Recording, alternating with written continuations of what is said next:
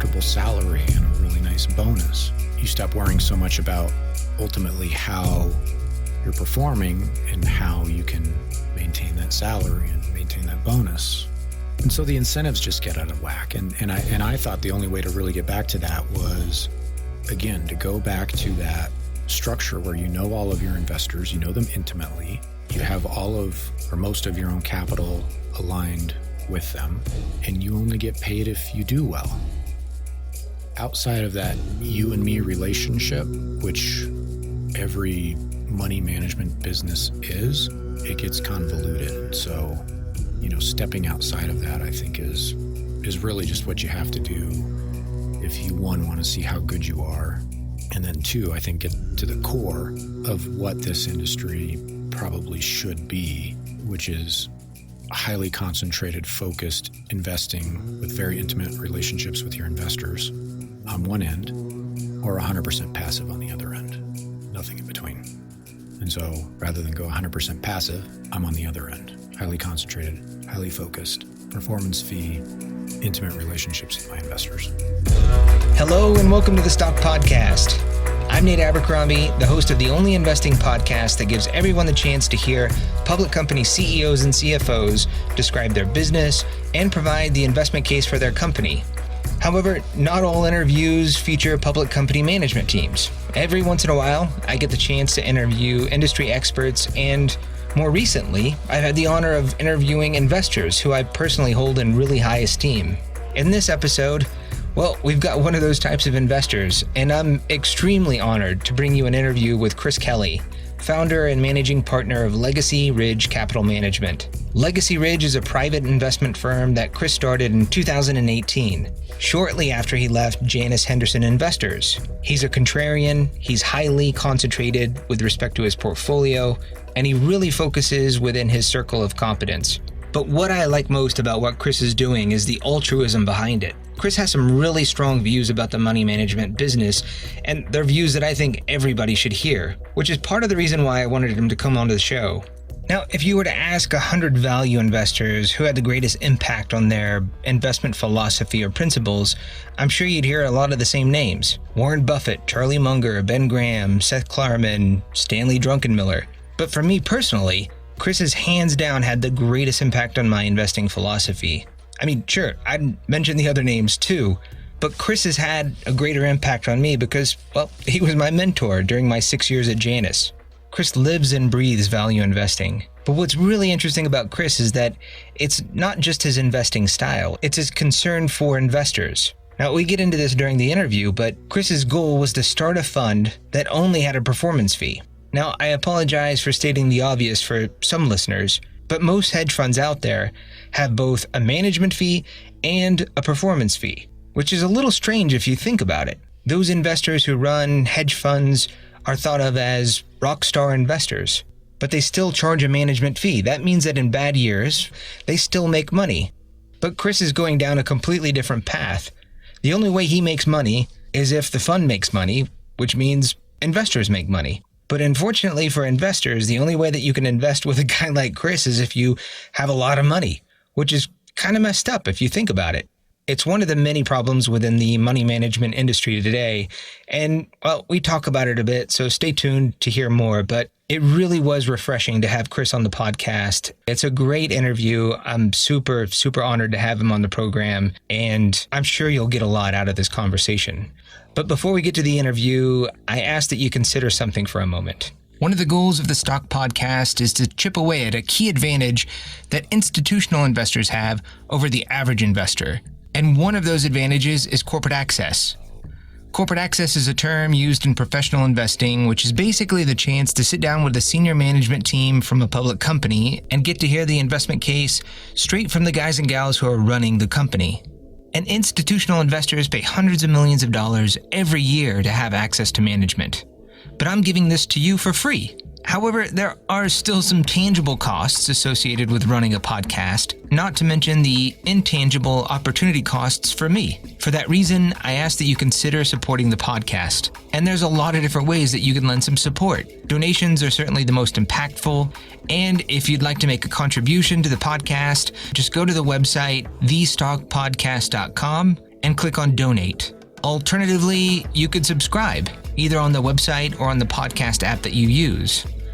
And another new way for you to support the podcast is by going to the episode page and look at the sidebar. You'll see a red lion's head. It's the Brave browser link. If you click on that, download, install, and use it, Brave sends some cash my way. And if you haven't heard about Brave, you should really check it out. It looks and works just like Chrome, but there's a privacy element to it. Anyway, you should really check it out. And then finally, you can support the program by spreading the word. Please just take a moment to tell somebody who you think might get something out of these types of interviews about this podcast. All right, I'll stop there. Let's get to the interview with Kris Kelley, the founder and managing partner of Legacy Ridge Capital Management. The way I start out all these interviews is just hearing about my guest's background. So I grew up in Denver. Went to public high school here. Spent 4 years in the Air Force at a Buckley Air Force Base in Aurora. And then worked for a small wealth manager in Denver for, 2.5 to 3 years. Before business school at University of Chicago. After business school, went and ended up working at Janus as a junior analyst. I was one of the, I believe, 10 junior analysts of their inaugural junior analyst class for 2008. That was the first, last, and only junior analyst class at Janus. You were one of the first people to know that I was going to start this podcast. Why is it taking you so long to come onto the program? Well, actually, it's the fact that Brad and Britton came on your show, and I've always loved Brad and Britton, and they're frontier kind of guys, always forward thinking. So, if I can be 2 steps behind them rather than the 20 steps I usually am, I feel like I'm making progress. No, I hear you there, but you're actually 1 step ahead of them in the sense that you've already got a fund set up, right? I do have a fund set up, a very small, tiny fund that hopefully will grow someday, not so much because of marketing, but more because of compounding than anything else. But yes, but those guys will, I'm sure, get theirs set up and far surpass me in a matter of weeks. It'll take them 2 telephone calls rather than 2 decades of track record that it's going to take me. So, but they're awesome. They're great. And anybody with extra capital should invest with those guys. Talk a little bit about your fund if you can. So what is the philosophy? What kinds of stocks do you own? What's the investment case for your fund in particular? So I've always wanted to have my own fund or investment firm, I guess, however you wanted to look at it. That was principally modeled off of the original Buffett partnership. One, in the structure, in that it was primarily small individual investors. 2, in the concentration of the portfolio. And then 3, just in fee structure. And so I'm currently myself and one other key investor that I have, and then we'll hopefully be adding more. I run extremely concentrated. 75% of my fund is in 4 ideas, maybe 5 at this point.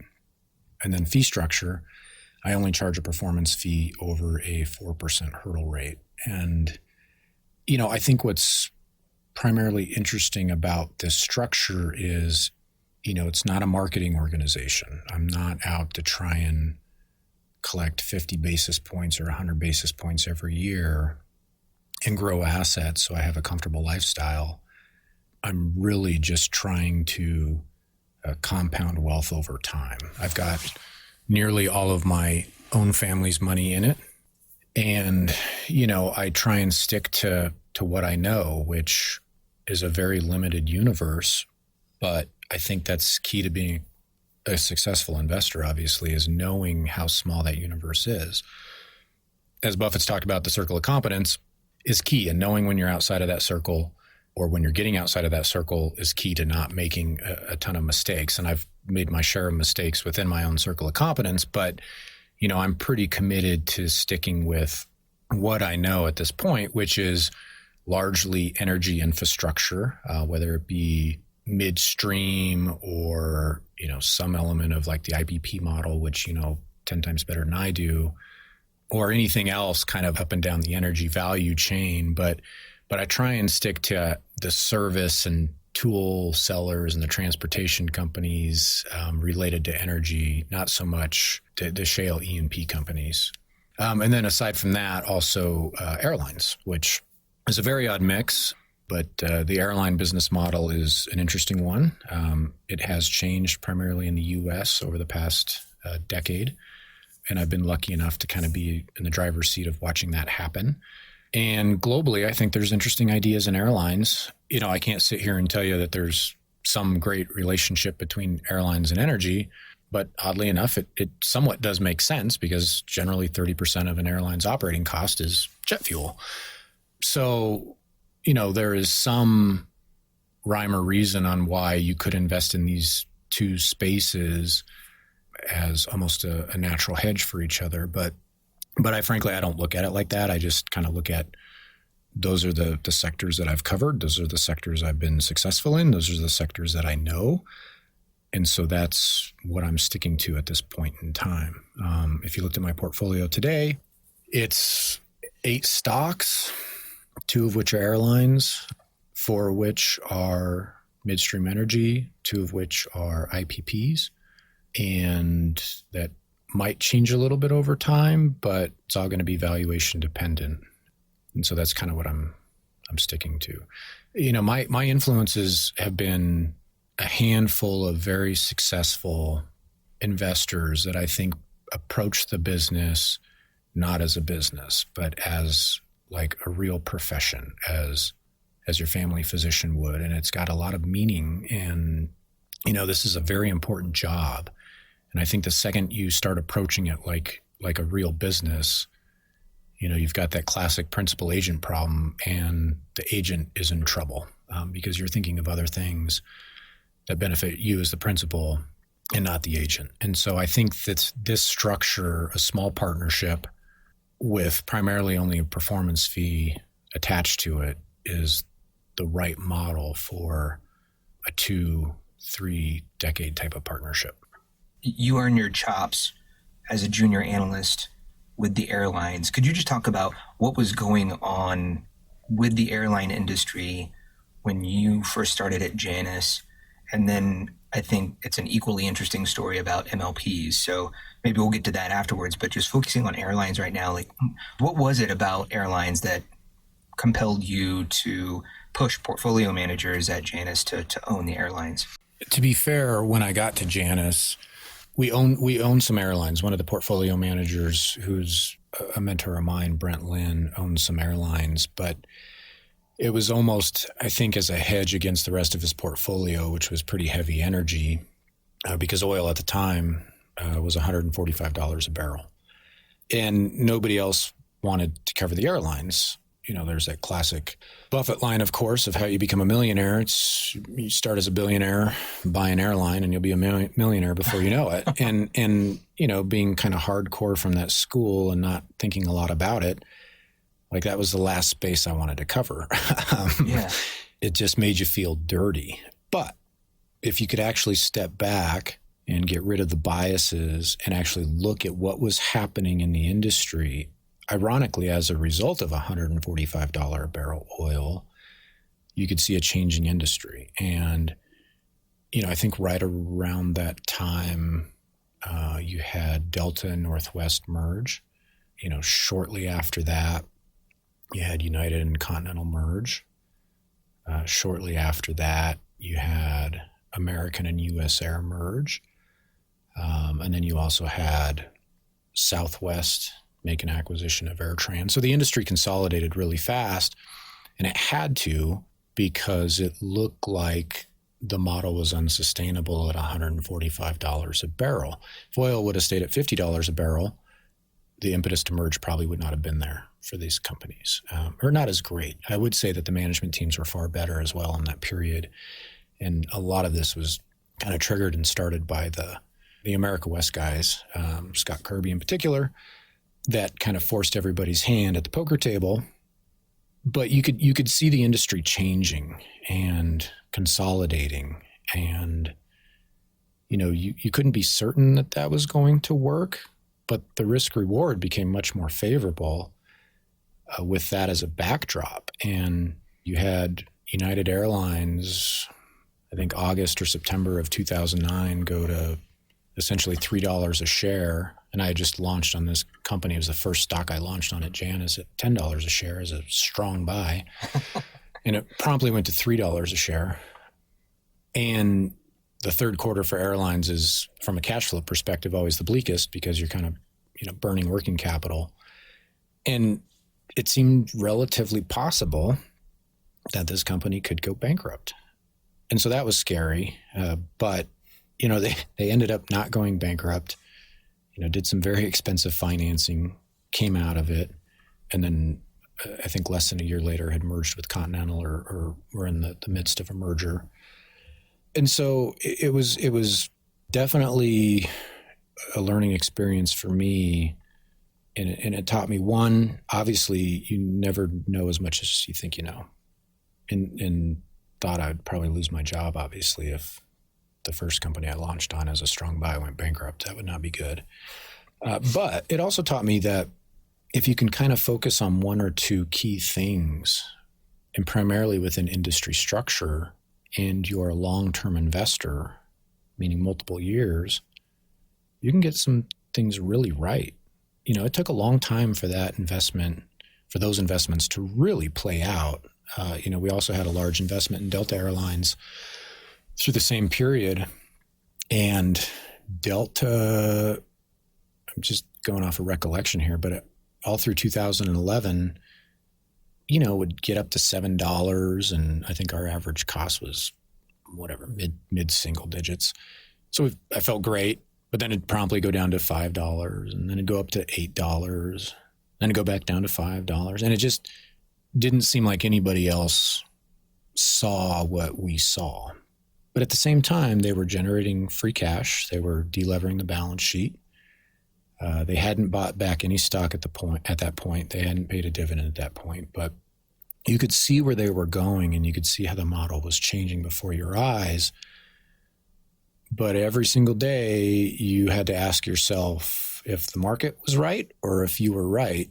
And you really just had to sit on your hands. 2011, that was a $5 stock, and now Delta's considered easily one of the best airlines in the world. It's, I don't know where it is today, probably low 50s. So that one worked out. United worked out. There's a lot that I missed in there as well. But when you're investing in these hyper cyclical, extremely volatile industries, and you take anything more than a 2-year view, the discipline is really just in sitting on your hands and not doing anything, because you're paid to do things. Every profession, you're essentially paid to do things, except for this one.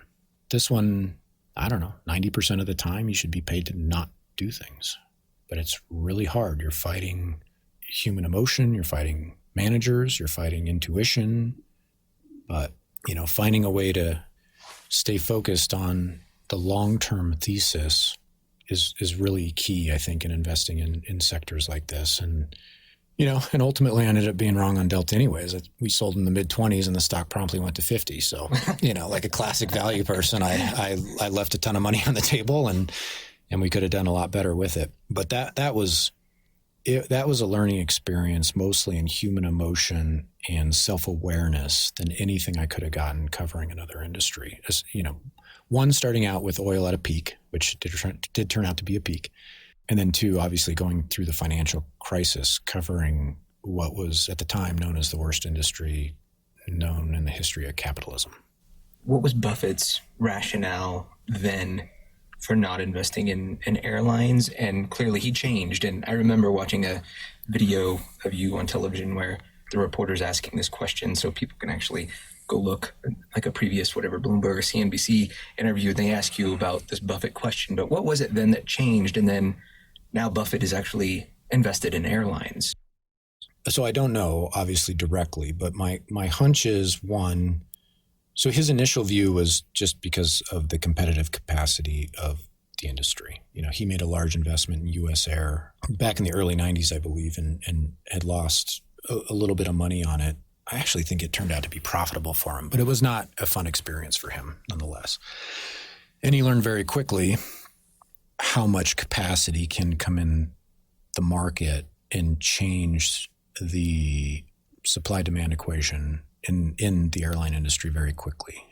Julian Robertson at Tiger learned the same thing in the late 90s. So my guess is that he just finally maybe revisited the industry and realized that it had gone from 12 major players in the mid-90s to 4 major players in the 2011s and beyond. And at the same time, that improvement in the competitive dynamic led to things you want to see, which is, higher returns on capital and a return of capital by the industry.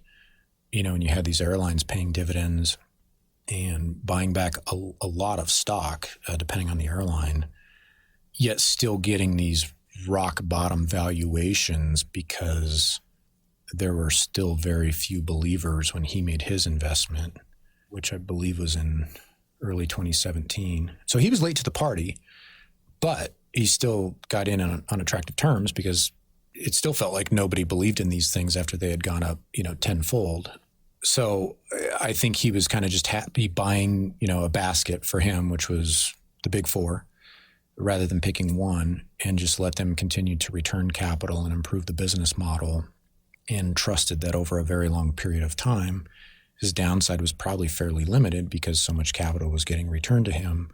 And it has some correlation to the railroad industry their epiphany and transformation happened in the 90s, I believe the mid to late 90s.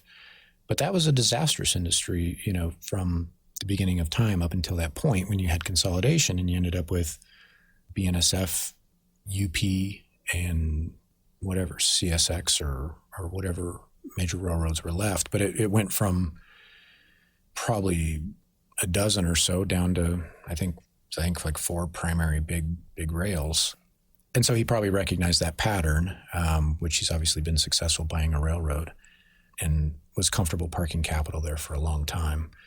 I think he's made a little bit of money at this point, but it's been 2 years. I don't think he cares. Like, as long as they continue to pay a dividend and buy back stock and chip away and try and improve the business, it should work out fine. I mean, there's really a very simple way of looking at it that on the surface is simple, even though you have to be a little more technical in it. But, the marathon asset management guys always looked at, just whether or not capital was going in or capital was coming out of an industry. Capital's going in, returns are going to go down. You probably don't want to be there. Capital's coming out, might be a good place to be. The problem is you can be wrong on the timing on either side by a decent amount, but it's a good lesson.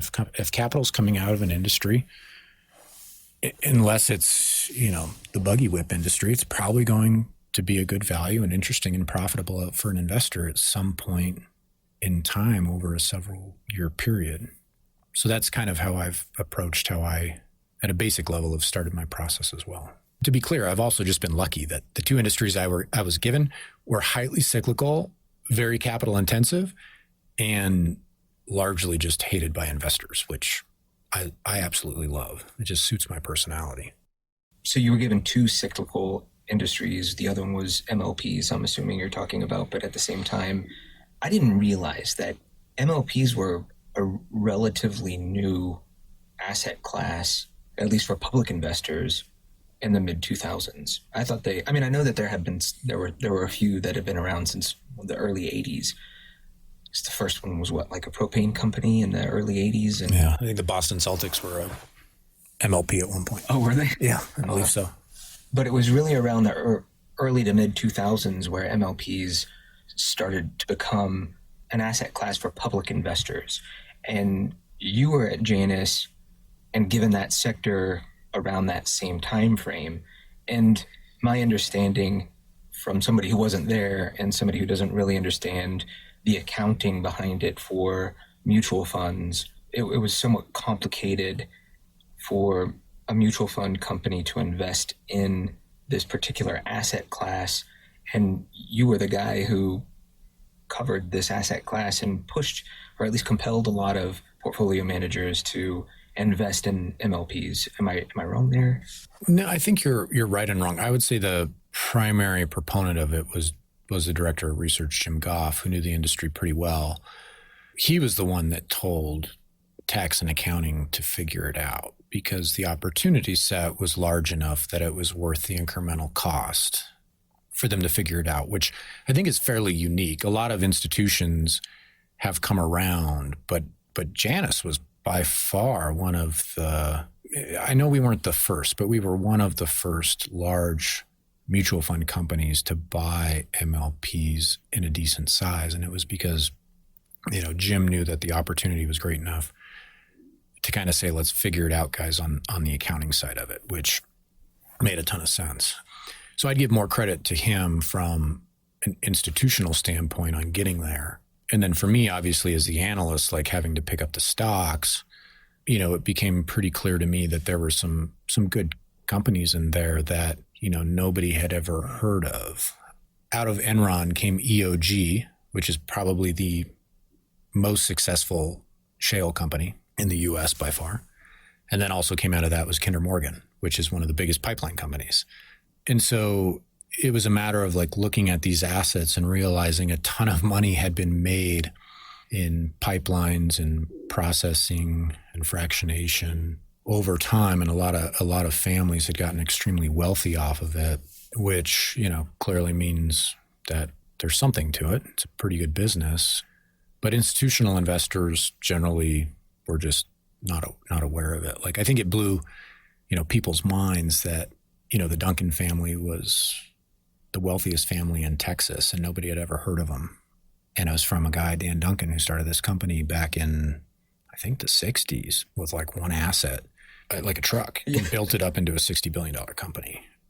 Or Rich Kinder, took like, I think, one asset from Enron and was able to build that into Kinder Morgan, which I don't know off the top of my head what the market cap of Kinder Morgan is today, but he's done extremely well with it.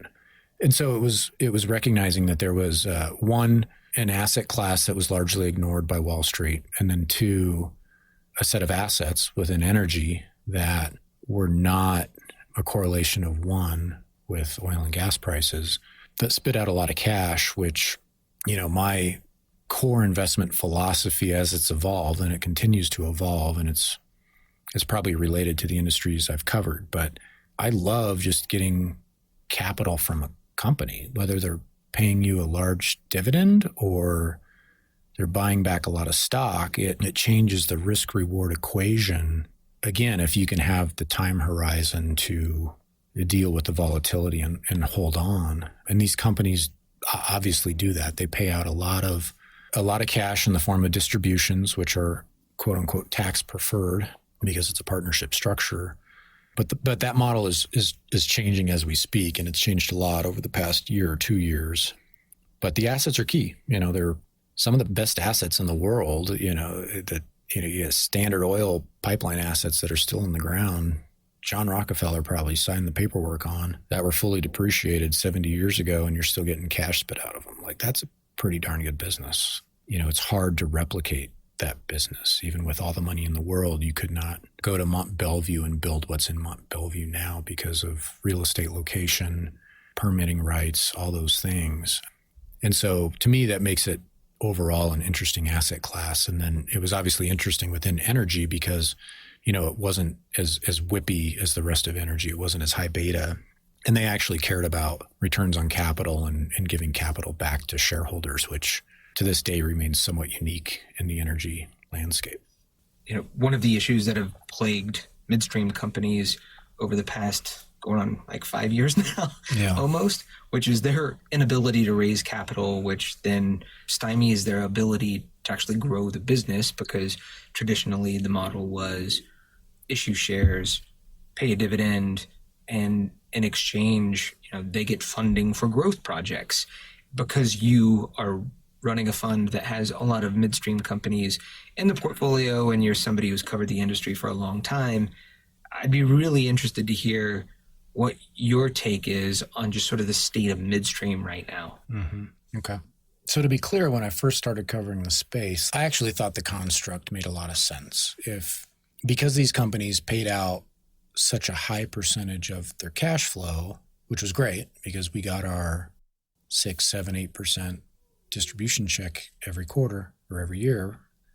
If they wanted to go out and build a project, they had to come back and ask for capital, which I'm okay with, because if you have a company you trust, if you have a company that historically has earned well above their cost of capital, that doesn't seem like a terrible model. It's, somewhat equivalent to the private equity model, I suppose.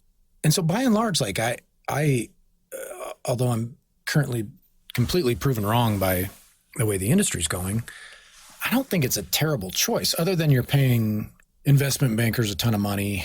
And clearly there were companies that were not disciplined with capital that were still part of this scheme, that were issuing shares.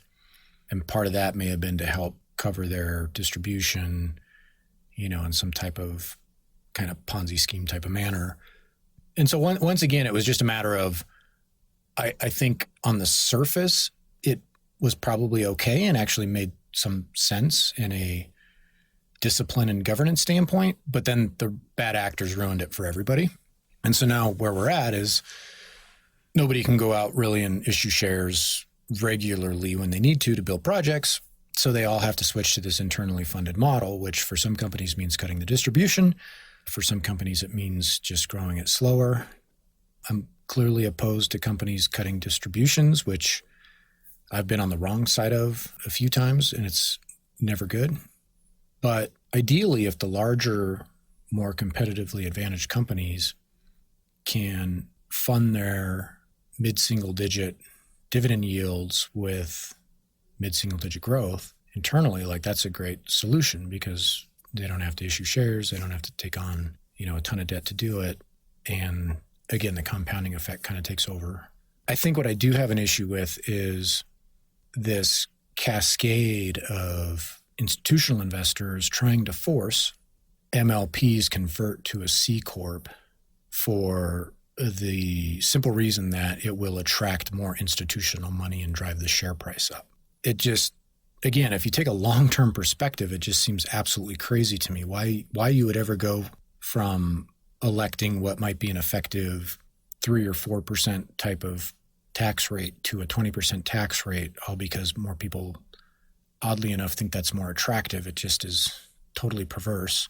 So that makes no sense. And then on the other side of that, you're also assuming that the tax rate stays at historically low levels, which clearly might not be the case if certain people, win the election in the next 12 plus months. So I just think that's a matter of, again, people being short term. If you take a really good company that has a 10% free cash flow yield and has a 2% tax rate, why you would want to turn that into 20% just because your shares might go up 15 to 20% on that news is just crazy to me. I mean, for me personally, there's a few of my holdings that I might own forever. I probably will own forever.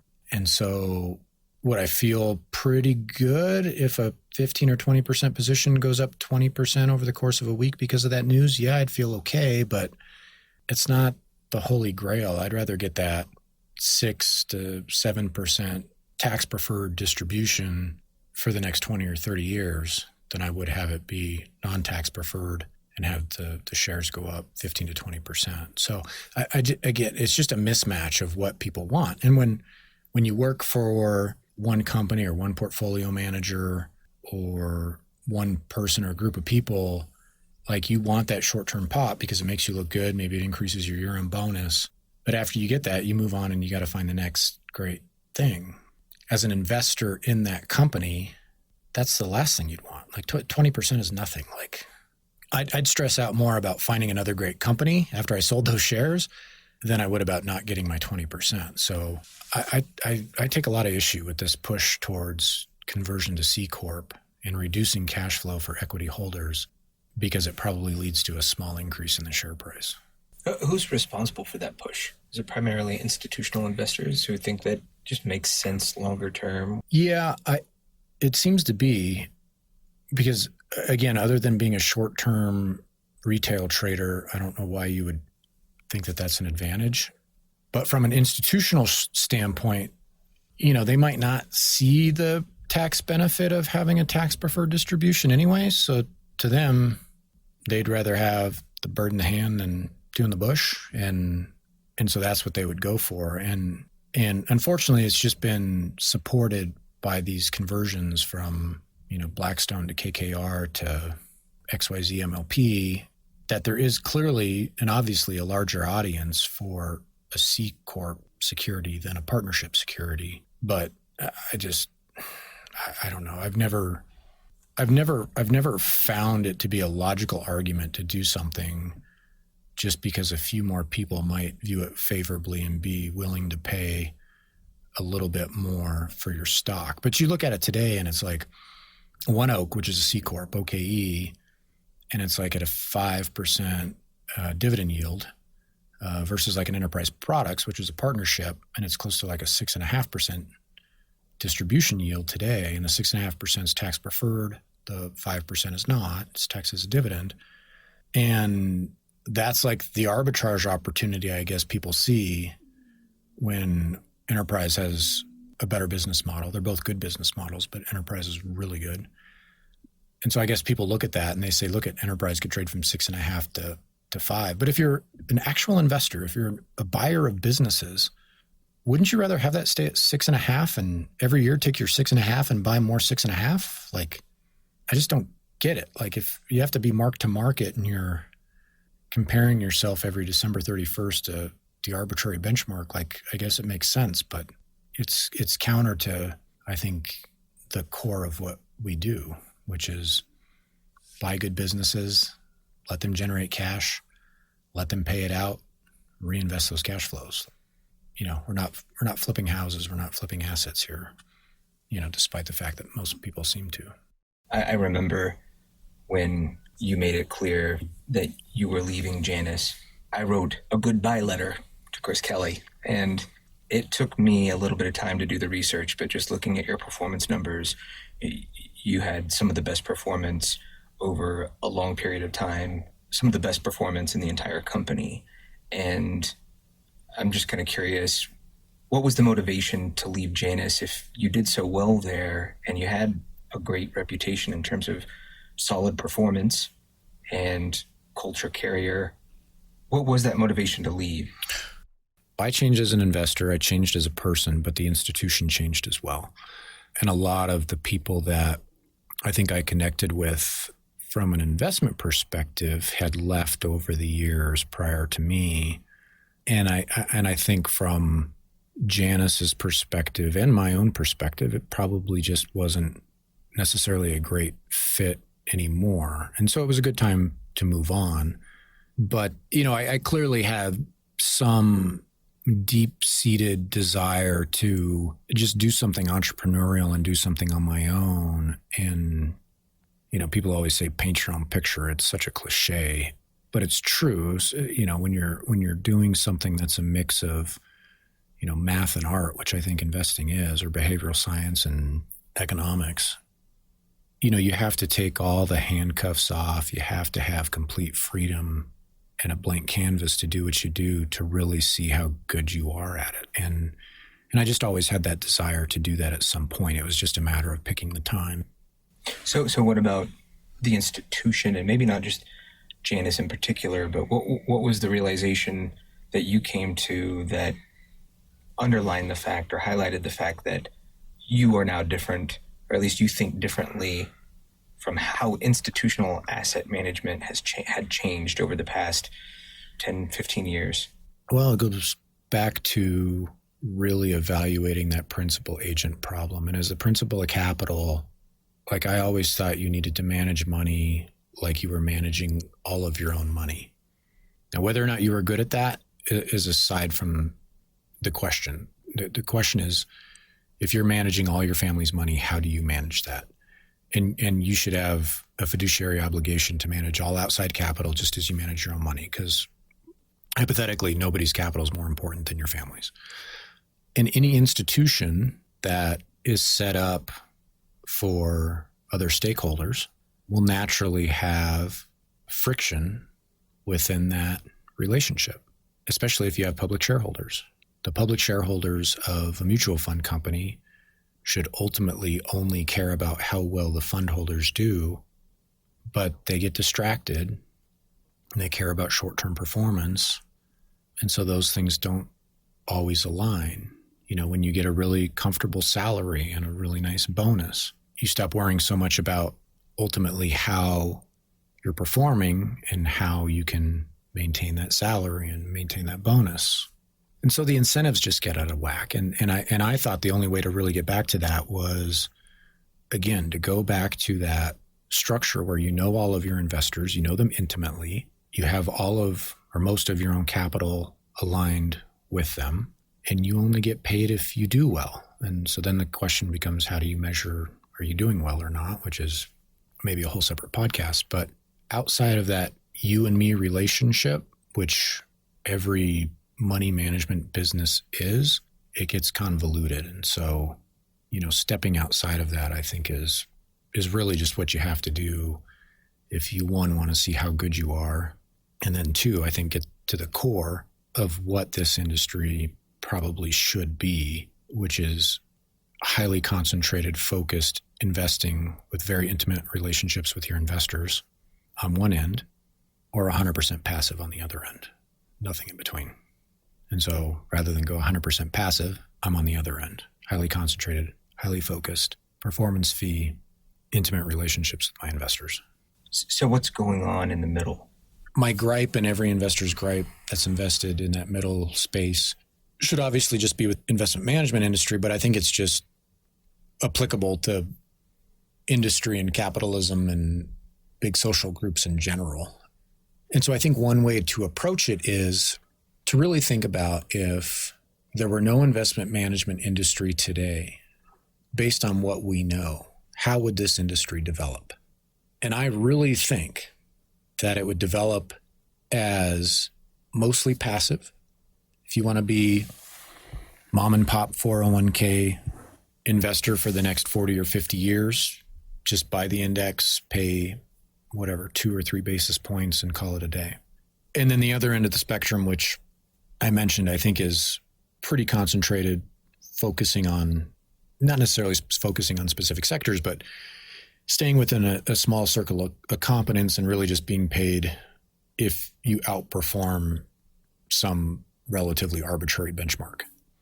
I don't think what would exist is the investment portfolio where you pay 1% a year to be benchmarked to some extremely arbitrary small sliver of the investment universe and own 100 stocks, and a quote unquote big position be a 3% position. In my opinion, that model should go away, and I think it will go away because we know throughout the past 30 years that it's been very hard for the typical mutual fund manager to outperform. And we also know from, Harry Markowitz that the second you're over 30 stocks in a portfolio, like the efficient frontier, whatever that means, and however inapplicable it is to anything we do, statistically it has some meaning. Anything above 30 stocks, like you're just kind of wasting your time.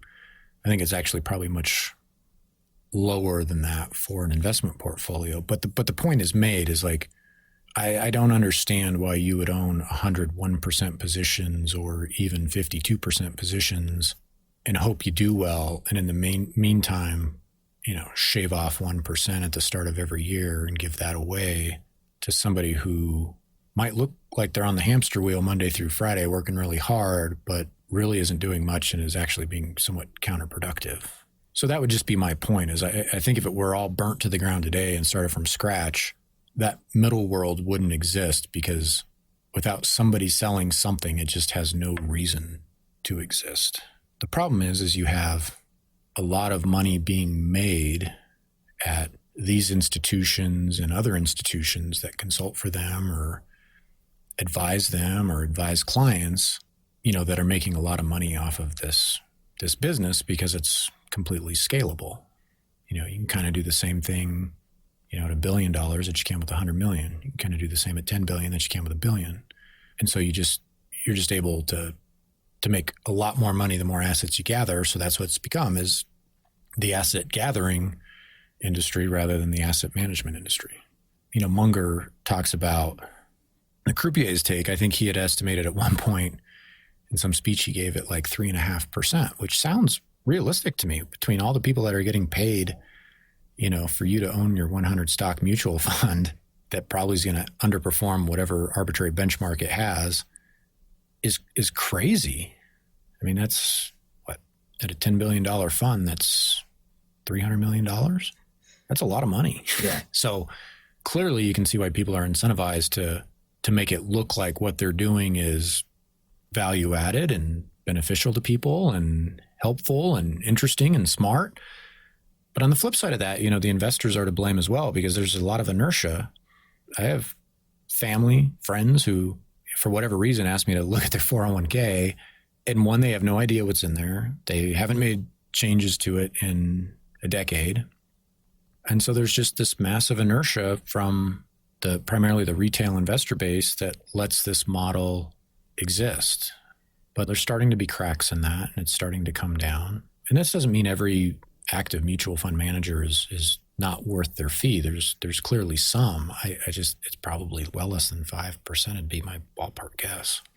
My personal view that it's a self-perpetuating cycle in the sense that a 401k, what can you invest in? Oftentimes, 401ks don't allow you to even invest in individual stocks, let alone hedge funds.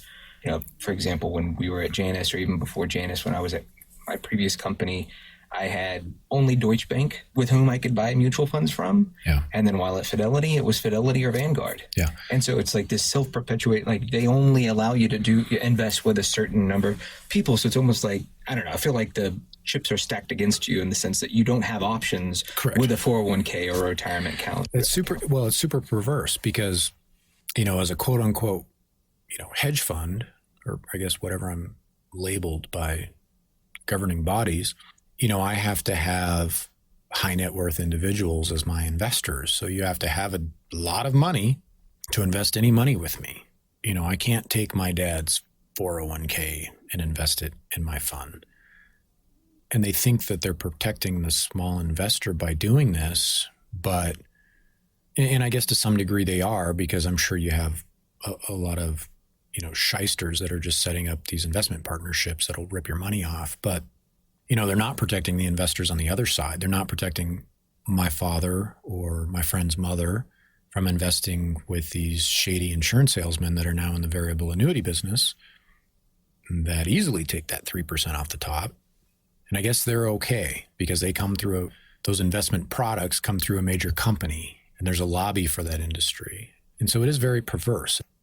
Like I really love the fact that what I do helps people, or theoretically it should help people accumulate wealth, but I'm being told I can only help the wealthy, which is something I'm really struggling with right now, because I really want to help the school teacher with a several $100,000 IRA that was left by her deceased husband. She doesn't know what to do with it. It's with some variable annuity salesperson. I would love to take that, but I can't charge a performance fee and manage that money. I can only charge a management fee, which is insane to me. And then I also have to set up a separate structure to run it as a separately managed account. I can't run it within my partnership. It's just backwards. So everything that's in place today is just the way that the industry evolved. And unfortunately, there's so much money in it that it's going to take a long time and some very brave souls to really change the structure of the industry. But you're right. Like if you have a 401k with company XYZ and they give you 5 options, 1, you're not going to know really what's good and what's not. And 2, if there's nothing good, well, you can park it in a money market account and make 10 basis points a year. It's just not fair to most of the investing public. But I don't know how to fix that. But it's a serious issue. It's a serious issue. So you talked about the bloated structure of the industry that's in the middle between the passive and the concentrated. And I think it's interesting that you brought it up, because you and I were both talking about an article that was in the Wall Street Journal about Jeffrey Vinnick, who has just closed his fund after, what was it, 8 months. 8 months. And also saying that he will not close this time, but he ends up closing it. And he already had something like $500 some odd million of other people's money under management. What's going on there? Like, you talk about the perverse nature of the industry participants in the middle. And I feel like there's also a really bad reputation that a lot of hedge funds get. And I could see your hesitation in describing your fund as a hedge fund, because I get the sense that maybe there are some people out there like yourselves who are more interested in helping out other people with their investments, with their wealth management, while at the same time making money. But there is this just reputation within the hedge fund industry where they're just out to make money. And I think an outsider looking in, when they read an article like that, where a guy who had already made a lot of money at Fidelity and then already raised a ton of money for his hedge fund, decides to close it down. I mean, what do you think is going on within that part of the industry that you think is perverse, and something that, I mean, if it's like a reputation that you would kind of like to buck within the context of you opening up your own fund, what would that be? It's tough to answer because it makes zero sense to me. Because 500 million is nothing to sneeze at. You know, if you assume he was even a 1 in 10, let's call it a 1 in 10 model. So he was making $5 million a year just off the one. And if, you know, he happened to be up 10% in a year, he'd make another 5 million. So that's 10 million bucks. You know, I guess maybe that's not a lot for a guy worth $1 billion. Maybe his operating costs were super duper high. I don't know. I think he's a fundamental investor for the most part. And so I don't know why the business cost itself would be so high, but, you know, it seems to me, and I think he even said this in the article, you know, that or in his letter to the employees or investors, is that he wanted to get to $3 billion by, I think, the end of March of 2020 to make the economics work. It's crazy. That is crazy. I don't know why he had to get there. Maybe there's something I don't understand, but my guess is, as he looked at it, he just wasn't going to be able to make enough money personally at $500 million to make it worth his time to do this, which is fine. I mean, if he's got the track record to be able to do it and to say, you know, unless I'm making $40 million a year doing this, it's not worth my time, then that's his prerogative. You know, if the bid on LeBron James is only $5 million a year and he knows he can make 40 playing basketball, then he should probably just not play basketball that year because he's not being paid for what he does. But to me, as a guy just, you know, starting up, it just doesn't make any sense to me because, again, it's like, you know, I'm going to go a lot of years without making any money at all. But hopefully not. Well, hopefully not. But and I obviously don't have $1 billion. I mean, I would be much more comfortable with my model if I had $1 billion than not. And so that's where I don't quite understand where he's coming from, other than he just is maybe in it to make more money, clearly. And I'm in it to make money. But the key is, like, if I make a lot of money, it's because my investors have made a lot of money as well. And without that tie, without that relationship, I just don't know how people don't go to bed feeling dirty every single night. Like the 1 in 20 model, or the 2 in 20, like, doesn't even talk about it, but even a 1 in 20 model, like, should be toast, because, I mean, unless your performance is that good that that's just the price for that capital, like that's totally fair. Renaissance, you know, if they were charging 3 in 40, like, you'd probably still invest your money and still do great.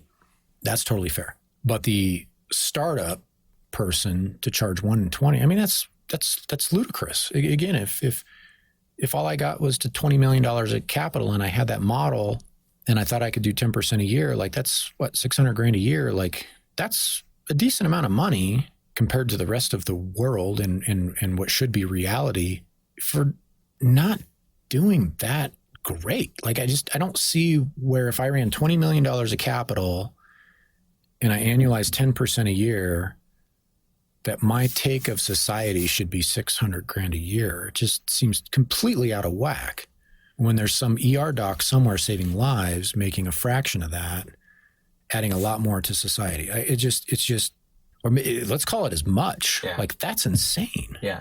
And so I think you just have to have some awareness of kind of where you fit in to the greater ecosystem and what your value to society is. Some people are just comfortable taking more from society than they're offering up. And to me, it's just not the way I want to live my life and especially run my partnership and be responsible for other people's money.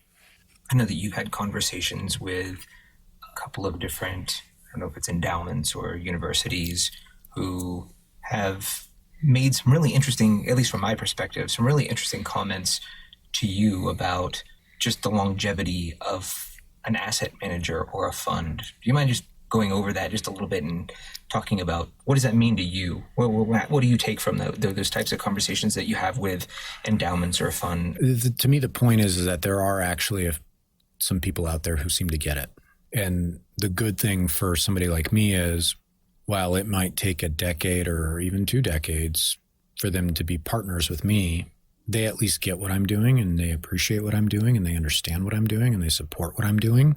And they also like to invest in that manner. They have zero interest in a manager that hugs some benchmark. I mean, zero is like a generous percentage to their level of interest. And they take a long-term view. From their perspective, if I were on the outside looking at me, I'd be the exact same way. Because 1, I'm an entrepreneur because I have this business. 2, I'm an investment manager, which is related to the business.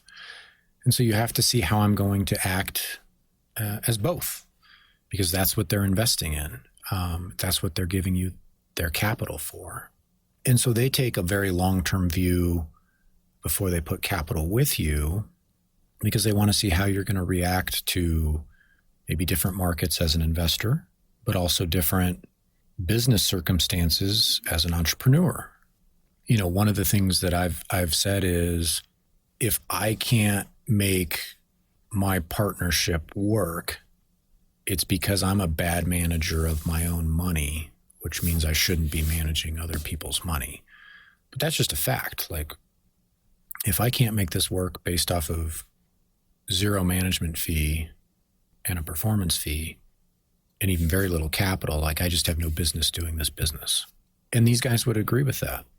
You know, I've got a really good friend out in LA who's been very helpful through all of this. And, you know, he's been spot on. There's the people you want as investors in your partnership are the people that will probably end up investing. And it's going to be the perfect match, because they're going to understand how you invest. They're going to understand you as a person, and they're not going to be the ones that pull their capital when something goes sideways for a year or 2 years, which is really all you want. I mean, it's truly a partnership. It's a relationship. It's trust. And so to find these family offices or these endowments that, you know, manage several $1 billion but are able to view the world that way is refreshing, and it's key. I mean, it's kind of kept me, I wouldn't say it's kept me going, but it's given me more hope for what I'm doing and what other people like me who are doing what I'm doing. You know, it's given me more hope for our ability to actually make this a worthy endeavor over time. Because, you know, sometimes if everybody says you're crazy, at some point you kind of start thinking you might actually be crazy. But when you get a couple smart people that you respect that say, oh yeah, like, that's all we do, then you kind of start thinking maybe you're onto something. So you mentioned this other source of income. I think it might be worth talking about it, because from an outsider looking into your business, I see how you are diversifying your own portfolio. At the same time, I know that you did want to put this business into something that could be kind of like a public-private partnership where you could build something outside of just, you know, public equities. But I think it might be just kind of interesting for listeners to hear what you're doing outside of investing as a business owner. So I ended up almost 2 years ago buying a little Polaris dealership up in the middle of Wyoming, a town called Lander, Wyoming. And there was a couple of reasons I did it. One is because I always wanted to own a small business. I just find it terribly interesting. The small details of a business are fascinating and then highly relevant to a public market investor, because at the end of the day, that's really all you're doing is buying living, breathing organisms. You're just buying a fraction of them. And it's a good way to ground me in that belief, specifically when it concerns valuation and fundamental volatility. But then aside from that, it was also a way for me to buy an asset that some years might cover my family's living expenses. Some years might not. It obviously depends, but it would be close, which would also allow me to manage my partnership the way that I wanted to. Originally, I thought it would make sense to be able to combine both, again, because I just wanted to invest people's money exactly how my money was invested. But once again, the complexity of the legal universe and the accounting universe and all these other layers that get involved in this made it seem like it was going to be too complicated at this point in time, just based on the small scale. I'd love to do it at some point in the future. I just don't know how I'm going to do it exactly. But so I kept that business outside of the partnership for those reasons. But it's helpful because it generally gives me some cash flow every month to pay bills and stuff, and allows me to keep most of my capital within the partnership structure without having to pull some out to pay for, living expenses and whatnot. And it's amazing because what I paid for this business is not outlandish. It was definitely a value purchase, but it's a cash flow business. It's a cash flow positive business. But the cash flows are all over the place, probably just like every other business in America, maybe with the exception of the few that are at 100 times earnings and maybe should be. And to think that the valuation of my own little private business could go down 2 or 3 or 4 or 5% every single day based on the whims of public sentiment is just absolutely crazy to me. Like if I step back and I say, if somebody offered me $1 million for that business today, I'd really have to think about it. And then if they came in tomorrow and said, okay, we'll offer you $1,010,000, 10% higher, I'd still really have to think about it. It's not like that extra 10% makes me want to dump it. It would have to be 50% higher or something before I'd be like, yeah, that's fine. And especially if they came in the next day and said, oh, okay, we offered you $1 million yesterday, we'll offer you $800,000 today. It would just I would think that they were crazy. It'd blow my mind. But that's what the public market does. It values all these things on the latest data point, which I guess makes sense and is efficient. But as a small business owner, I can tell you that stuff is all over the place, and half the time it makes sense, half the time it doesn't. And very rarely does it add up to any kind of forecast for what tomorrow or next week or next month looks like. And so that's been just absolutely eye-opening to me. And again, it ties together with my core investing beliefs. But if you really believe you're buying pieces of a business, which you really are, without something dramatically changing in the competitive dynamics of your business, if a stock goes from 100 to 80, you should be buying a lot more, not freaking out. And that's the opposite of what I've experienced. I know you've experienced with some of the stocks you've covered. It's the polar opposite. And sometimes I'm guilty of this too. Whereas I say, a stock is X. If it goes down, X minus 20%, I'm going to back up the truck. And then it gets there and I'm like, oh man, what's going on? People know something I don't. And I don't back up the truck. If I back up anything, it's like an El Camino, and then the stock goes right back to closer to fair value. And you're like, I knew it. But it's just human emotion. It's really hard to do. And so again, going back to owning a very small private business, it just does help frame up how irrational the market can be and psychology can be when at the end of the day, you own something that, you need to be able to extract cash from at some point. That is the definition of an investment. And if the math around what you think you might be able to extract hasn't changed a ton, then you should be willing to buy quite a bit more at 20, 30, or 40% cheaper than you were beforehand. And it is possible you should be, selling some part of that business 50, 60, 70% higher than what you purchased it at. So it offers me a fundamental grounding in the way that I look at the business landscape as it relates to human emotions and markets. If you could just talk about your thoughts on the capital raising process for a new fund like Legacy Ridge Capital. So I don't market at all. Frankly, I don't know how to market. I don't know if there's some secret, skull and bones club that allows you to reach all these people with deep pockets to invest in your fund or not. But the last thing I want to do is sit around and talk about how great I think I am, because it's extremely uncomfortable to me. You're talking about just on this podcast, right? Yes, just on this podcast. And again, it doesn't serve my existing investors well at all. I mean, I have to be careful, because if I'm honest with myself and I could snap my fingers and I could have $100 million of capital today, I would be ecstatic. But do I want to go out and do 200 meetings to try and raise that capital? Absolutely not. It's just not. It's not worth time away from my family. It's not worth time away from reading and thinking. And so, yes, I want to manage more capital than I do. I mean, that's obvious, but I don't like the marketing process of the business.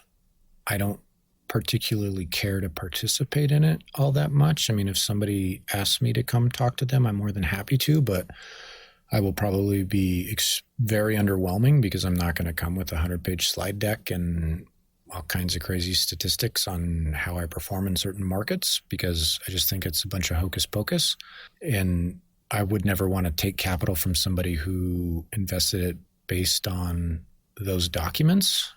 And so I'm more interested, I think, in going about it long and slow and hopefully word of mouth. And again, if I'm not good and there's no word of mouth, then I shouldn't manage money. Like that's just a fact, and people aren't comfortable with that.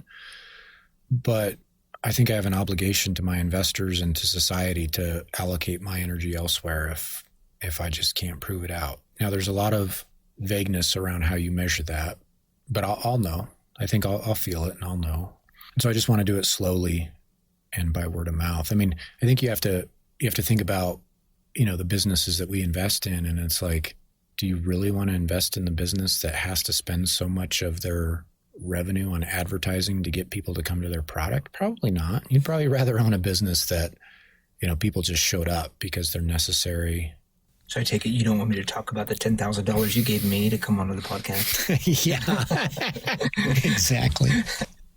So as you know, I interviewed Ted Seides, and I was asking him about fees, and he's looking at it more from like a business capital allocator's perspective. So maybe in an endowment fund or something. But I was saying to him, like, hey, look, why? I understand that fees are coming down, but with maybe more traditional fee structures like the one that you have implemented, which is the famous Buffett structure, are allocators or investors more interested in, again, kind of these more investor-friendly types of structures as compared to the traditional 2 and 20 or 1 and 10. And I'm very curious whether or not, when you have these conversations with people, do you feel like their ears perk up a little bit, or do you feel like the fees aren't? It's more the individual and the investor than it is the fees? I think it depends. I think the institutions, the endowments, the family offices, I think they get it. I think the individual investor doesn't really understand that, a 1% drag on performance or even a 50 basis point drag on performance over 2 decades is massive. And so I'm not sure that they understand just what a performance fee over a hurdle rate even means. 2, I don't think they understand what a management fee necessarily means. And so you have to explain a little bit of it, but people just are naturally not inclined to appreciate. This is stealing a line from Nicholas Sleep, who I absolutely admire. The longevity of compound, and the longevity of compound on 100 basis points or 50 basis points over 20 or 30 years is massive. And for me to just take that to send my kids to private school or drive a BMW or something is just absolutely crazy to me. And it's again, some people can charge what they want because they're so good. But if you haven't proven that, it's somewhat akin to stealing money from people, in my opinion. And so I don't think the retail investor, the individual investor, really appreciates that. And you have to be careful, because you can really confuse people when you get into the weeds on this stuff.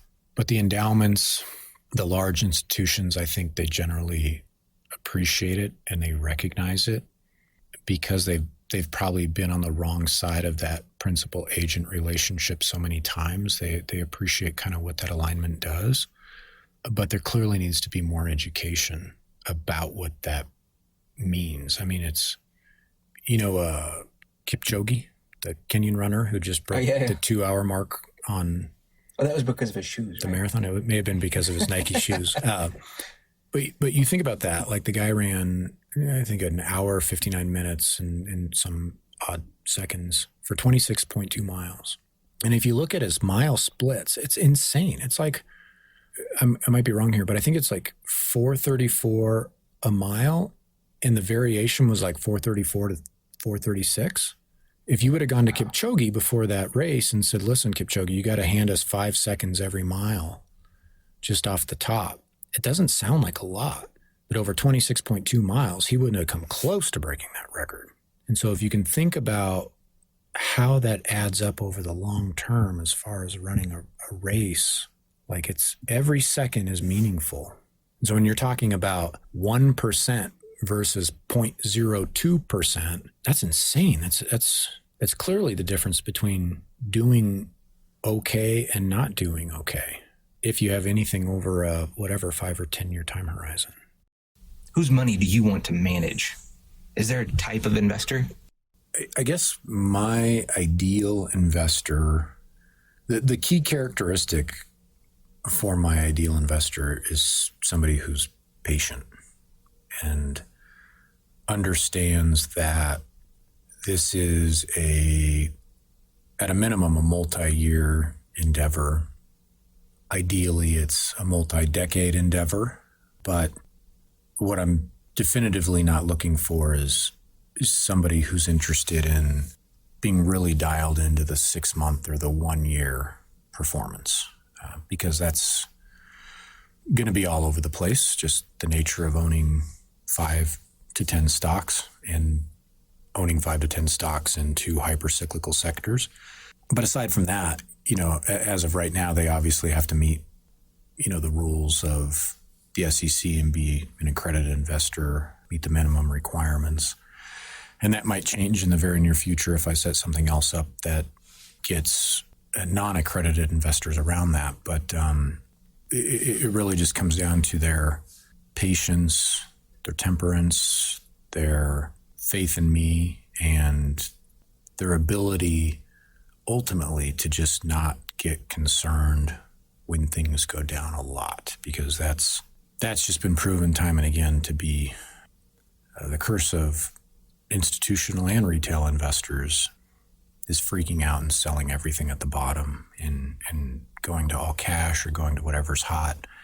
And I'm going to do the opposite. I'm more likely to turn off my monitor and not pay attention at the bottom, unless there's cash to invest, and then we'll invest more money at the bottom. But with a multi-year and a multi-decade outlook, you can't get freaked out on the 6-month, the 1 year, the 2 year, and it might turn out to be a 3 or 5 year soft period, because those come up and you've got to get through them. You can't get off track. You can't get away from your philosophy. You can't get away from the things that you know and understand. And you just have to be smart and not make big mistakes, and hopefully get capital through that cycle so you've got more money to invest and then come out even better than you were going in. So high net worth retail would be my preferred investor, I think.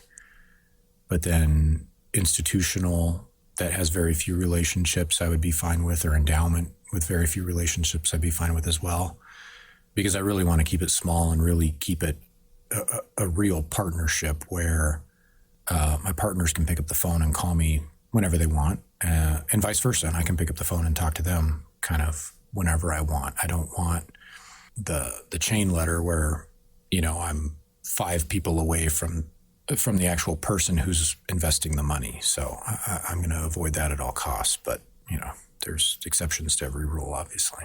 Something that you mentioned was patience. And I get it, because sometimes there's extreme volatility whenever you're running such a highly concentrated portfolio. How do you think about the risks involved in running such a highly concentrated portfolio? There's real risk and then there's fake risk. And in my view, the real risk is not the volatility. As always, it's the permanent loss of capital. So it goes back to this Montier framework of how to look at risk within a company, and it's balance sheet risk, it's business model risk, and it's valuation risk. And so, I think about that individually for the handful of investments that I make, and then, that all rolls up into a portfolio. And so, I'm comfortable in some areas taking risk in an investment if it kind of rolls up to it not being the glaring risk within the portfolio. But I definitely don't think about it as volatility, and I kind of consider that as fake risk because, this year's a perfect example. Energy's out of favor for sure.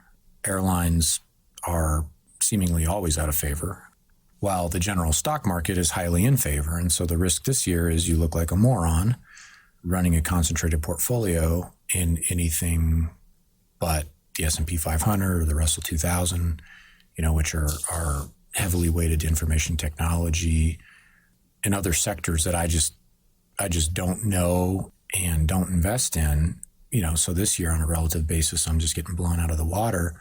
And so that's what I think of as the fake risk. But as a business manager, it is a real risk because, you look like a moron. And if somebody has their money invested in you and they're wondering why they're making so much easy money in their XYZ mutual fund this year, but you're not making a lot of money for them or any money for them, the risk is they pull their money out at the wrong time, which, the way I invest and being so small right now, it's not a big deal. I don't have a key investor that can just cause all kinds of liquidity issues for me or other investors and even push the value of my investments down further.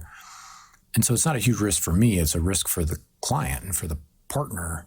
And so that's, to your point, it kind of ties back to wanting the right kind of partners because they create that own risk for themselves. And as the partnership gets bigger and it grows, like it can create risk for other partners, but I'll obviously try and mitigate that in the structure of the portfolio because I never want the real long-term partners to be influenced or negatively affected by the short-term partners. And the way to do that is to try and avoid all short-term partners. But it's reputational risk at this point, which, whatever. It hurts, doesn't feel good, but it's not real risk. Like it's investing. It's not some glamour game where I need to feel good about myself and pound my chest. It's what's the portfolio look like? What are we invested in? What are the results? Results relative and absolute this year aren't very good. That's a risk, but it also makes me feel much better about the portfolio than I did 12 months ago. So the future opportunity is probably better than it has been. You just said a few things that highlight an element of honesty that I don't think you see in this business very often. You mentioned being blown out of the water, and I think it'd be interesting to hear you talk about your thoughts on just how important honesty is in the business that you're in and in running a fund, and how does it impact how you think about your conversations with future investors? I don't even consider it being honest. It's just a fact. I mean, the beauty of this business is at the end of the day, at the end of your track record, whenever you hang it up or quit or retire or just stop managing money, there's just facts. There's a performance track record there, and you can weigh that however you want. I don't consider it me being honest by stating I'm doing X when the market's doing Y, whether it's positive or negative. It's just a fact. And again, if you use the best example in history, and by no means do I compare myself or my fund or anybody I know for that matter to Berkshire Hathaway and Warren Buffett, but if you go back to the opening page every single year of the Berkshire Hathaway letter and you look at his performance track record in book value, market value per share, and the S&P 500, and I don't have this in front of me, so I might be off a little bit. I think he goes back to 1965 off the top of my head when he first bought Berkshire, and all the way through last year, 2018, about a quarter of the time, he is underperforming the S&P 500 in market value per share, I should say, not in book value. But that's an important difference because the market value per share is is the crowd sentiment versus the book value, which is the true economic value he's added to the business. But the point is even, arguably the best investor in our lifetimes, his company has underperformed the S&P 500 25% of the time. And on average, the years he's underperformed by, I think, 16 or 17% a year. Big underperformance when he underperforms, big outperformance when he outperforms. And obviously over decades, he's dramatically outperformed. But, you're going to have those really tough periods. Sometimes it's going to make sense why you're not doing well. Sometimes it's going to make absolutely no sense why you're not doing well. The question is, do you think you've bought good values for the next 10 or 20 years? Not do you think you've bought good values that's going to be recognized by the market in the next 12 months? There's people that do that, and I think there's a few people that actually do it pretty well, but I don't know how they do it. I know I can't do it, and just the stress about thinking about how to do it is counterproductive for me. And so I take the underperformance in stride. Again, it's really hard. 12 months is a pretty long time when you're living it. But 10 years from now, 2019 for me will just, be a drop in the bucket kind of, and it'll be a bad performance year on a relative basis. And, for my really long-term track record, it's just not going to be all that meaningful. Now, it'd be different if I were down 50 or 60% or something like that. That's impairing capital potentially for the long term, especially when the market's up 25% plus. But that's not the case.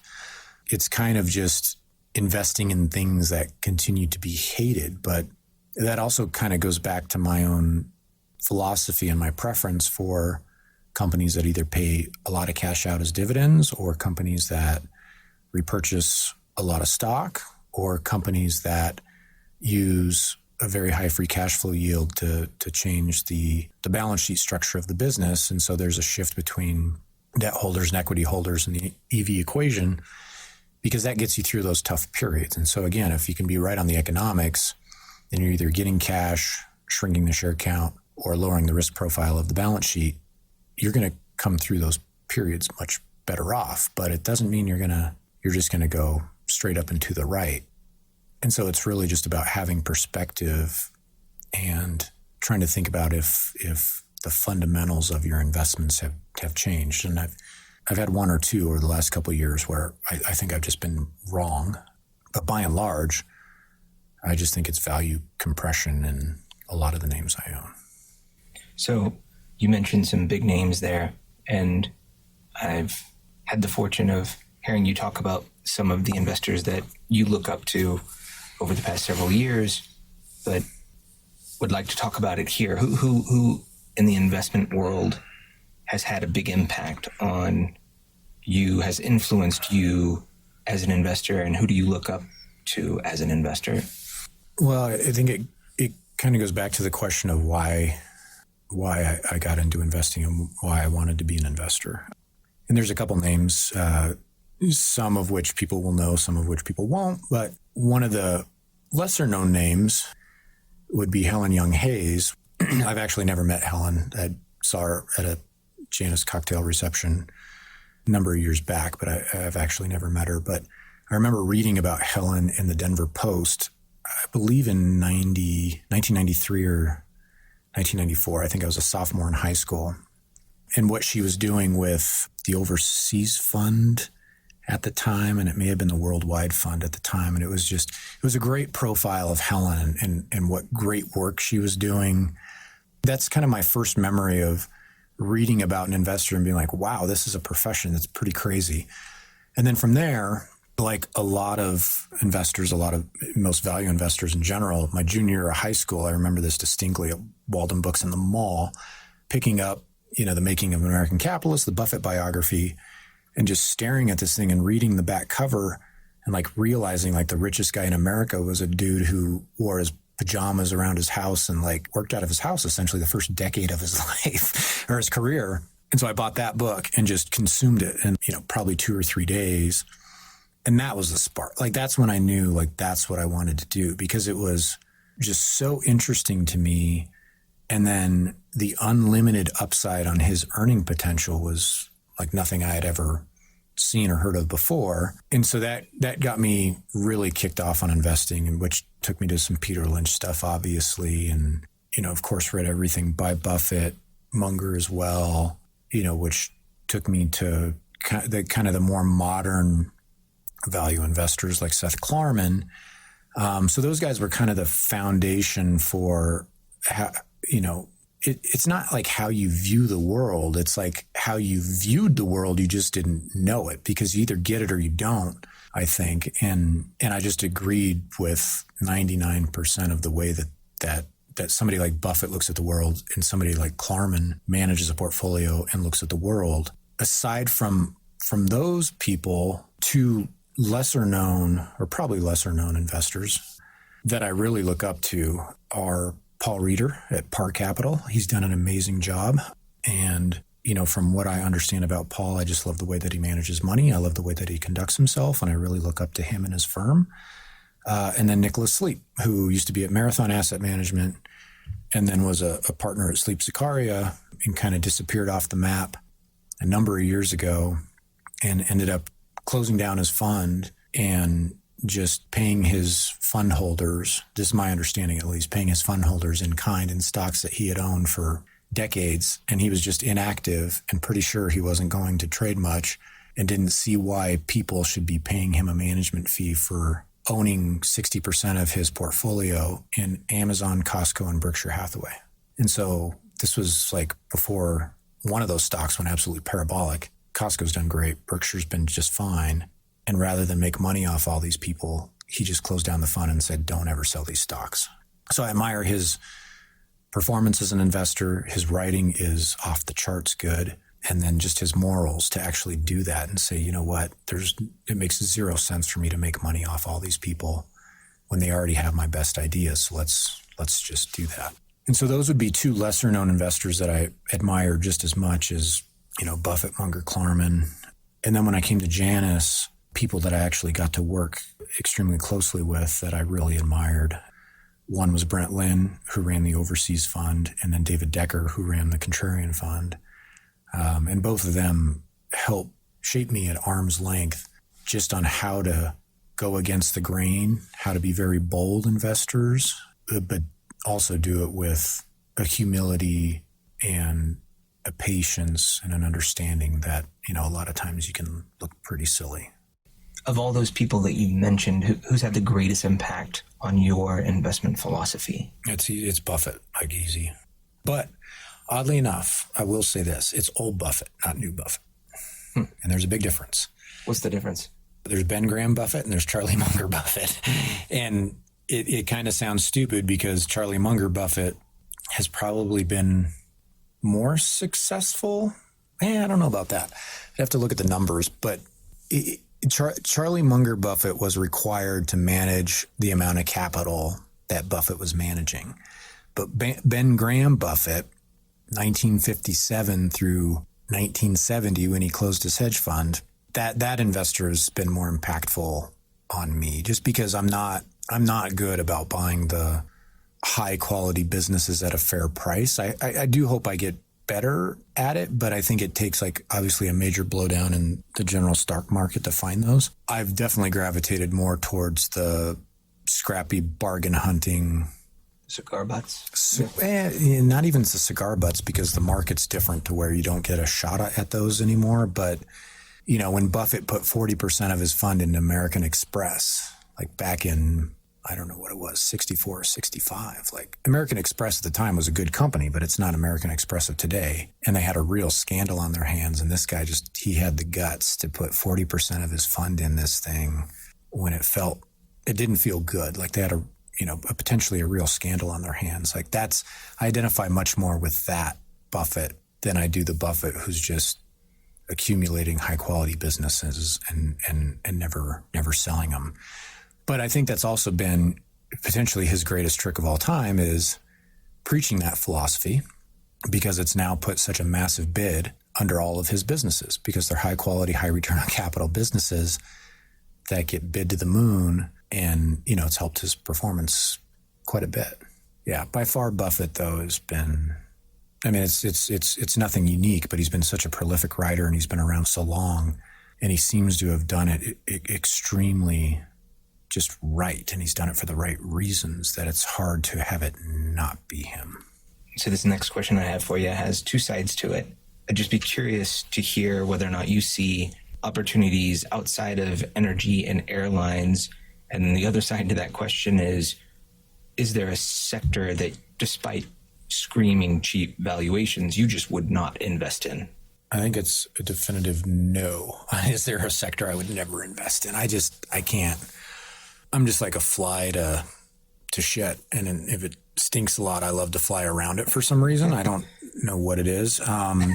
There's plenty of industries I probably shouldn't invest in. Like biotech is a perfect example. But if I came across a plausible, good value investment in biotech, it would be hard for me to avoid because, it's, again, going back to honesty here, like I just know that about myself is, and it's just human psyche is like you get comfortable thinking you know something, and I would more than likely fall into that trap. Now, the way to mitigate a potential disaster is obviously make it a smaller position.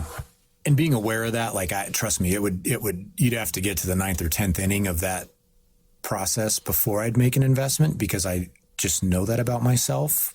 But I'm also highly aware you get to 9, 10, 11th inning, and if it still looks like a fat pitch to me, I'm probably going to make it. It just won't be a big heavy cut at the ball. So no, there's no sector I would avoid. There's going to be a lot that I avoid. Most that I avoid, obviously, at all times, but it would be disingenuous for me to say I would avoid anything necessarily. And then outside of energy and airlines, there's things that are related, obviously, that I think I would be able to get my arms around through time to develop that circle of competence. But I mean, it's just going to come over time as I learn about other things. And then it would come at a time when I made that investment where I thought I couldn't make a lot of money in energy or airlines for that matter. And maybe there would be some other sector that I understood that was actually cheap. But by and large, that's not going to be the way that I operate. But, to just close your brain off and say, I don't want to look at X, Y, or Z because it's not my circle of competence. It's the rational thing to do, but you're always trying to learn and you're always trying to measure opportunity set versus opportunity set. It's just going to take years and decades for me to feel like I have, something else in that quiver. The probability of me doing anything out of energy or airlines, at least for the next 5 to 10 years, is under 10%, low probability. What are you most excited about right now? And that can relate to either performance. Are you more excited about that now than you are back then? Just 12 months into it, what are you most excited about? I think I'm most excited about the 5 to 10 year performance of the things I'm invested in on an absolute basis, but especially relative to the rest of the world. And part of that is, comes back to being relatively smoked this year.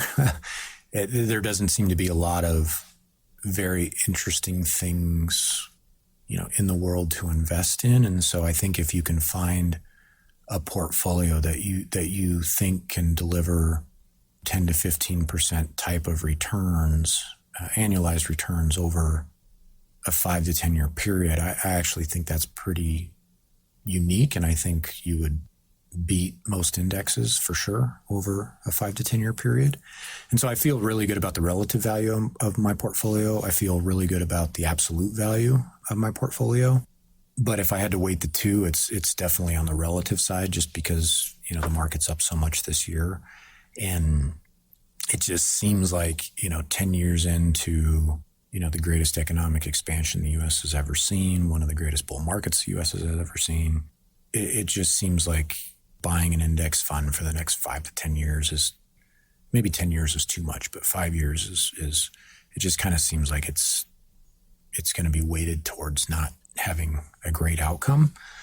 Whereas I am comfortable in continuing to invest in things that just pay out cash or buy back a lot of very cheap stock. And at some point that will be recognized, and I think it'll turn out well for for the stocks that I own and the sectors that I'm invested in. But that's probably what I'm most excited about. I'm also excited about the fact that I'm essentially done setting up the fund and I've gone through, the legal process and paying attorney fees, and it's good to be beyond all that and just be able to, one, not write big checks, and then two, just focus on investing. That is a relief as well. And having gone through a year of doing the auditing, the tax work, just figuring out the structure of running a partnership has been helpful. And I've probably done some silly things and things that have made my administrator or my attorney or some of these people just wonder what I'm doing because I'm just trying to figure it out. I mean, I've never set this up before. And so now I'm starting to get the rhythm of just having this partnership open and what needs to be done to run it as a successful partnership on the business side, not just the investment side. So I know that you read a lot, and what for you is the most important investment book or investing book that you'd encourage everyone to read? The obvious ones are there. I think the less obvious ones would be, there's two books written by Marathon Capital. I think it's Capital Returns and Capital Cycle, I think is the first one that came out. Those are good books just because they go year by year, and it's kind of like just a collection of their investment letters that kind of talk about their philosophy, which is, again, just money going into a sector, it's probably a bad sector. Money coming out, it's probably a good sector. Like if you had to boil it down, like that's really all it is. It's obviously more nuanced than that, but those are really good books. The Outsiders is a really good book just about good business managers that, have simply done a great job by their capital allocation decisions. And I've given this book to a number of company CFOs, company presidents that I know, trying to hammer that point home, and most of them already know it, but they've also found it to be a great read. Anybody in business, like you should wake up thinking about it. Like it's how you create value, and all the other things are important, but from a returns perspective, like that's almost all that matters. And so that's a great one. And then if you can get your hands on, again, just going back to Nicholas Sleep, not to totally profess my love for this guy I've never met, but his investment letters are, I think, the best I've ever read, including next to Buffett's. It's a different style because Buffett's are great if you don't know a lot about investing because you learn a lot about investing. Nick's are good if you understand the concepts but want maybe a different view of how to think about investing holistically, I think. Like I would love it if Klarman would go back and write another book on investing. His annual letters are great. They're fun to read, but they generally address, the prior 12 months, which is fascinating, but I would almost prefer a more in-depth thought process and discussion by him on how the prior 12 months relates to the 12 months prior to that, and the 12 months prior to that, and the decade prior to, this last decade. All those things, just like his wealth of knowledge, for me would be more interesting in a 500 or 600 page book than a 15-page annual letter. Well, hey, Kris, it's been awesome talking to you and learning more about your investment philosophy and just, you taking the time to come talk to me and my listeners. So thanks so much for coming by and doing the interview. Of course. Thank you. Well, that's it, folks. I hope you enjoyed the interview. Sincerest thanks to Kris for coming onto the show. I've been wanting to have him on for a long time now, so it's really great to have him finally come on the program. A huge thanks to Danheim. Mike at Danheim gave me permission to use his music, so if you like what you hear, which is Nordic folk music, you should check it out. That's Danheim, Danheim. And then finally, I'd like to ask just one more time for your support. If you get any value out of the Stock Podcast, please consider making a donation or click subscribe or submit a review or just spread the word. Word of mouth really is the best form of advertising, so please tell somebody you know about this program. All right, I'll leave it there. Again, hope you enjoyed the interview. Take care and good luck with your portfolio.